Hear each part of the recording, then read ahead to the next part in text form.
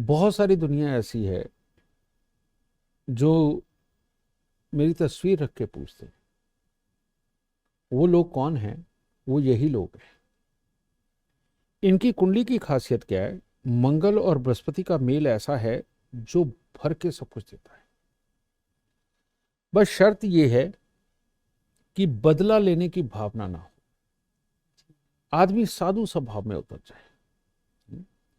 दूसरी तरफ सूर्य की दृष्टि चंद्रमा के ऊपर, यह सुपर योग है। यह धन की बारिश करता है। कहता है सूखे हुए कुएं भी धन से भर देता है। ये योग है। ऐसा आदमी बहुत काम करता है, बहुत शानदार काम करता है। मंगल छठे घर के अंदर अपने आप में मैनेजमेंट में परफेक्ट, समझ गए? फाइनेंस की किसी भी तरह के एनालाइज करके सब कुछ बताना उसके लिए परफेक्ट। लेकिन हुआ क्या, दो तरफ से इनको बहुत बुरी मार पड़ी। चंद्रमा जब 10वें घर के अंदर होता है, ये पहले कमजोर होता है, पर सूर्य की दृष्टि से वो आबाद हो गया। लेकिन शनि और राहु का जन्म कुंडली के अंदर अष्टम भाव के अंदर होना और शनि की तीसरी दृष्टि चंद्रमा पे होना, ये अपने आप को, यानी कि एक अच्छे खासा अमृत कुंड जो होता है ना, उसमें जहर पड़ गया। तो उस जहर के कारण इनकी मनोअवस्था हिल गई पूरी, इनके शरीर के पानी में भूचाल आ गया। ठीक है। तीसरा, केतु का धन भाव के अंदर होना चंद्रमा को मार देता है, तो कर्म यानी कि काम को खत्म कर दिया जी। ठीक है।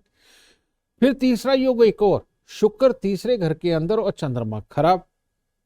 अब चंद्रमा खराब तो कई साइड से हो रहा है, एक साइड से अच्छा हो रहा है सूर्य की दृष्टि पड़ने से, लेकिन शनि की दृष्टि पड़ने से खराब, केतु के दूसरे घर में होने से खराब, और स्वयं वो खराब घर के अंदर बैठा तो तीन तरफ से खराब।